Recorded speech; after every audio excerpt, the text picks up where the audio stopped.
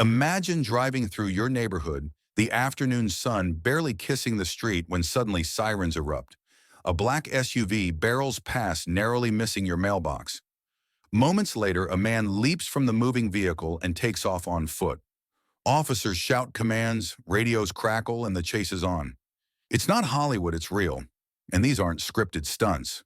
They're raw, unpredictable encounters between suspects who think they can outrun justice and the officers who are trained not to let them. In this video, we're diving deep into 10 of the wildest foot chases captured by police cameras across America. But we're not just showing the action, we're exploring what drives people to run, what these pursuits cost the communities, and how officers stay calm and calculated under extreme pressure. Why do suspects flee even when they have little to gain and everything to lose? What patterns can we observe about repeat offenders? And what do these moments teach us about fear, judgment, and survival instincts? Let's find out. Welcome to Wild Foot Chases, the fastest fugitives versus relentless cops. The first case opens with a high-intensity pursuit in broad daylight. The suspect driving a Ford Expedition doesn't just flee, he lets the vehicle roll driverless into a tree while he bolts. What police find inside the vehicle sends chills: a loaded AK-47 style rifle with a 40-round magazine. The suspect swears innocence. "That's my gun," he admits, "but I didn't shoot nobody." Yet witnesses claim otherwise. Commentary and analysis. It's not rare for suspects to distance themselves from weapons in their vehicles, even when it's legally registered. But in this case, the contradiction between his calm denial and the sheer firepower in the car is alarming. If he had fired as alleged, those rounds could easily tear through walls, cars, or even bystanders. Why flee fear of being labeled a shooter? Even if the rounds weren't discharged, the weapon alone could mean major charges, depending on parole status or prior offenses. Real-life parallel. In 2022, a similar incident in Houston involved a suspect with an AR-style weapon who claimed he was just carrying for protection. Bodycam footage revealed the weapon had been fired into a residential area, proving again that possession and usage often overlap in cases of flight. Turning point: the house arrest clue. While being questioned, officers notice a monitoring tether around the suspect's ankle, revealing he's under house arrest. That missing license suddenly isn't the only issue. He's already in legal jeopardy. By fleeing, he's now violated parole, risking jail time he otherwise might have avoided had he cooperated. "It wasn't smart, was it?" the officer says. The man nods, chuckling at himself. "I'm laughing at how stupid it was."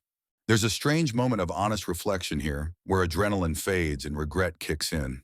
Police commentary: many officers express frustration, not because of the chase itself, but because they've seen the same pattern hundreds of times. Good cops often prefer peaceful resolutions, but when someone runs it, forces escalation, and escalation puts everyone at risk. "How many people's lives did you put in danger for not having a license?" "Too many," he replies, still winded. Social impact chases often put more than just officers and suspects at risk.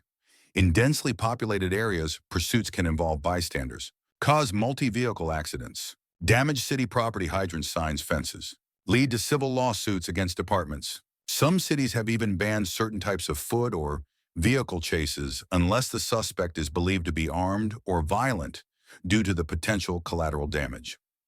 Part 2. Takeaway. This segment teaches us that fear can be a powerful motivator, but it often drives us in the wrong direction. The man ran because of a license issue, but that wasn't the real reason. It was fear of judgment, fear of failure, fear of the system. If he had stayed in the car, he might have walked home that day, one officer remarks. Now he's not walking anywhere for a long time. This next incident begins like many others with a man deciding to run from the law. But this time the pursuit ends not with handcuffs, but with a cry of pain echoing through suburban backyards. After hopping multiple fences in an attempt to escape, the suspect suddenly collapses, screaming about his knee. "It's out. My knee's out. Help me, please." The officers, mid-adrenaline, cautiously approach. They draw down first, unsure if it's a ruse. But within seconds, it becomes clear the man is not faking. His knee is visibly dislocated, and he's completely immobile. Balancing arrest and aid, one officer radios for EMS, while another tries to calm the suspect and keep him still. "Roll onto your side, man. I'll prop you up. It's out of place." Bend it back, I can't do that. I'm not a doctor. Just breathe. Commentary and analysis. This scene is a raw display of the paradox officers face. Arrest the suspect or treat the injured man. Thankfully, proper protocol kicks in. Once the threat is neutralized, i.e., the suspect is in custody and has no weapon, officers must shift to preservation of life. It's both an ethical and legal obligation. But the tension lingers because moments before, this man was a threat, leaping fences and dodging orders. Real-life parallel. In 2019 in Sacramento, a fleeing suspect tore his Achilles mid-pursuit. When officers caught up, they had to carry him out on a stretcher. The chase, initiated over a minor parole violation, ended with a $9,000 ER bill and new charges for resisting arrest. What made this case notable was the department's body cam footage showing officers holding the man's hand while medics realigned his leg. This went viral as an example of humanity in law enforcement. Fear and injury, a costly combo. The irony, the suspect wasn't running from a new crime. He had 2 warrants and he knew. But he panicked. His exact words after EMS arrives, "I wasn't going to get away. I just didn't want to go back." Running from fear of incarceration is one thing, but injuring yourself while doing it only adds suffering to yourself and others. Officer dialogue highlights. "What do you want me to do to your knee? Straighten it out." "Not happening, brother. Fire will take care of that." This level of verbal compassion stands in contrast to popular media depictions of cops as robotic or indifferent. In many real cases, officers must shift gears fast from pursuers to protectors. Statistical insight. According to a 2023 U.S. DOJ report, over 43% of all foot chases in urban areas result in some kind of injury, either to the suspect or officer. Of those, 22% require medical transport within 10 minutes of capture. The majority of injuries occur due to falls, jumps, and fence collisions. In other words, the very act of running carries high risk, especially when adrenaline overrides safety awareness. Part 3. Takeaway. This story teaches a painful truth: running can hurt more than your record. Physical injuries sustained during these impulsive escapes often leave long-lasting consequences, sometimes permanent. In this case, the man ran from his past, landed on his future, and broke something in between. Tactical perspective backup is crucial. One officer later remarks, "I'm just glad I had another unit behind me. That let me focus fully on the runner." This highlights a tactical truth. Foot chases aren't solo events. The lead officer stays focused on the suspect while secondary units handle perimeter coordination or cover. In wooded areas, losing line of sight can mean losing the suspect altogether. That's why teamwork is vital in unpredictable environments. Why he ran after the takedown. Solomon is calm, almost relieved. He confesses, "I've got 2 felony warrants. I wasn't going to get away. I couldn't go quietly." Here's where the human element cuts deep. Some suspects run not because they want to escape justice, but because they don't want to face it. It's a moment of psychological rebellion, a final defiant sprint before surrender. Psychological breakdown. The last dash mentality. Suspects with active felony warrants often know they're going to jail, have nothing to lose, feel intense shame or fear about returning to prison, experience a loss of control over their future. So what do? They try to reclaim power, even if it's for just 15 seconds, by running. Officer quotes, "That boy got a rap sheet 14 pages long. He knew it was up. He just didn't want to deal with it today." It's not about what he did that day. It's about the ghost trailing him from past arrests. Part 4. Takeaway. This story reminds us that every foot chase is more than just a pursuit. It's a portrait of pressure. What appears like resistance is sometimes a man's final grasp at freedom, even if it only lasts a block. Running doesn't change the past, but it often destroys the future. Why throw her out? The suspect later admits he'd had the stolen car for a few days, using it to run errands, pick up friends, and cruise the strip. He claimed his friend gave him the keys, which were likely stolen from another acquaintance. So when the chase began, he panicked, not just because the car was stolen, but because he had a prior for vehicle theft. He was on parole. His girlfriend was innocent. Rather than protect her by stopping, he chose to eject her physically into harm's way. Trauma dynamics and criminal behavior. Why do some people put their loved ones in danger to save themselves? It often comes down to panic, say, self-preservation instinct, narcissism viewing others as extensions of themselves, criminal thinking patterns justifying the unjustifiable. In this case, he tells officers, "She kept yelling at me to stop. I told her I'd slow up and pushed her out." The shocking part, he says it calmly, almost proudly as if he did her a favor. Officer commentary. One officer reflects while completing paperwork. "This dude pushed the mother of his child out of a moving car. He ain't running from the law, he's running from himself." Another adds, "All he had to do was stop. If he'd pulled over, maybe she'd still trust him. Now she'll never ride with him again." Part 5. Takeaway. This case reminds us that self-preservation can cross into cruelty. When panic takes control, people make choices they can never undo. For this man, evading arrest cost him his freedom, his dignity, and likely his relationship. No foot chase is ever just a run. Sometimes it's a sprint away from accountability and directly into betrayal. Real-life example. In a 2018 Kansas City case, a suspect ran from his porch after officers asked about a missing teenager. He claimed he was just going to buy smokes. He was found 30 minutes later hiding in a neighbor's doghouse with a stolen gun in his waistband. Flight always says more than words. Dialogue highlights. "Officer, most people go get cigarettes through the front door, not by launching out a side window." "Lawrence, I wasn't thinking." "Officer, that's obvious." The ripple effect of a bad run. Lawrence's original charge, hit and run, could have been a misdemeanor. By fleeing, he added obstruction, evading arrest, possession after drugs were found, resisting arrest. His girlfriend later told police he said he just panicked. He always panics. Flight as a learned habit. Many repeat offenders see running as their first reflex. It becomes habitual, a conditioned response when confronted with police presence.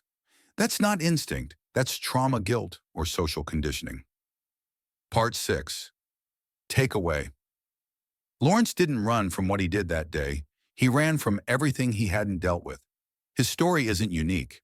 It's the story of many who carry old charges like anchors and believe the only way forward is to run. "I just needed a cigarette," he claimed. But what he needed most was accountability and a way to stop running, not from cops, but from himself.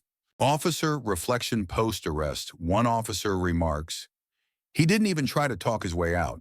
He just froze, then ran." Like muscle memory. That's common in fugitives with long criminal histories. After enough run-ins, their instinct isn't fight, it's flight. Always. Behavioral insight. Mario showed signs of shutdown behavior before fleeing. Flat effect. Non-responsiveness. Slight trembling. Eye avoidance. L'expression de certain routines. This indicates a freeze response, the body debating between fight or flight, then ultimately choosing flight when recognition becomes inevitable. The warrants once in custody, a record check confirms 1 parole violation, 2 felony warrants, 1 for auto theft, another for burglary. He is a state parolee and should have checked in 3 weeks ago. When asked why he didn't, "I got tired of being locked up. I didn't want to go back in." Final officer quote. "We didn't come to take him down. We came to talk. He made it harder on himself." Art 7 takeaway. Mario's story is familiar. A man with a record, a past full of bad choices, and a fear of being caged again. He ran not because of a new crime, but because of the weight of old ones. But the truth is, every run adds more weight. Had he stayed on that porch and spoken, he might have gotten a break. But when your life is built on running, stopping becomes the scariest part of all. Officer commentary. "He was polite when we cuffed him, gave us no problems, then just snapped." That's fear. That's a man who knows exactly how court works and didn't want to face it again. Evidence recovered.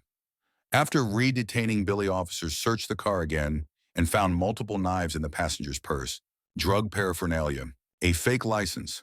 The woman admitted she'd only known Billy a few weeks. When asked if she knew about the warrants, she replied, "No, but it makes sense now." Part 8. Takeaway. Billy's story is short, sharp, and dumbfounding. His run wasn't smart. It wasn't bold. It was a reflex born of fear and hopelessness. This wasn't a man trying to outwit the system. It was a man trying to delay the inevitable. In doing so, he added even more time to his sentence and cut his face open in the process. Sometimes desperation makes people do things even they can't explain. The bigger picture what drives theft like this. This wasn't a carjacking or a violent theft. It was opportunistic, like many low-level auto thefts. But the suspect had no license. An open bench warrant, a parole violation, drug paraphernalia in his bag. So stealing a car even poorly seemed easier than walking. Evidence in the car officers found a screwdriver under the driver's seat, a pair of gloves, a partially shaved key, a glass pipe, a handwritten list of places to hit. This wasn't his first joyride. Officer reflection. He didn't run because the car was stolen. He ran because the car was stolen. He had warrants and he had drugs. Triple threat. We get guys like this all the time living out of backpacks, bouncing from neighborhood to neighborhood, trying to stay invisible. Social insight. The cycle of poverty and risk. Many low-level vehicle thefts stem from lack of transportation to work or shelter. Addiction-based survival behavior. Desperation during parole or homelessness. This suspect's only plan was to get across town, but every shortcut came with a longer consequence. Part 9. Takeaway: this case was never about a car. It was about a man too used to shortcuts, too far into his habits to care about rules anymore. His excuse that one key fits all might get laughs, but it doesn't change the outcome. The car's impounded, his record grows, and once again a foot chase ended, where they all seemed to, in cuffs, out of breath and out of options. Real-life parallel. In 2021, a man in Reno fled during a DUI checkpoint despite having only 3 months left on parole. He was tackled in a backyard and began weeping, claiming, "I was scared I wouldn't make it out this time." These moments aren't rare. They reveal the psychological spiral of repeat offenders haunted by their past, fearful of the future, and grasping at hope even while cuffed. What was in the car? After the arrest, officers inspect Travis's vehicle and find fake license plates from another state, 2 sets of keys, a cracked pipe under the seat. Stolen mail. When confronted, Travis mutters, "I wasn't using, I just hang on to stuff." That stuff links him to 3 other open cases. Additional charges: filed felony parole violation, obstruction, possession of stolen property, possession of drug paraphernalia, fictitious license plates, resisting arrest, all from one bad decision to run from a turn signal stop. Officer perspective. One officer shakes his head while processing the arrest. He wasn't even hostile, just tired. I think he knew this was coming. Another adds, "They always ask for one more time. But after the 5th time, it's not about bad luck, it's about bad choices." The myth of redemption mid-chase. Many suspects believe that showing remorse after capture might reduce their sentence. And while courts do consider cooperation, running always adds charges, damages credibility, and forces officers to view them as a greater threat. Travis wasn't just asking for a break. He was asking the justice system to pretend he hadn't run. It doesn't work that way. Part 10. Takeaway: this last story brings our journey full circle. A man with nothing left to offer but a plea for mercy, a plea that came too late. Running doesn't erase the past, and it rarely buys freedom. In the world of law enforcement, every foot chase is a test for the suspect, the officers, and the community caught in the middle. And for many of these individuals, what they're really running from isn't just the law, it's themselves. Closing remarks and lesson. From loaded rifles to license violations, from broken knees to broken promises, these 10 wild foot chases show more than action.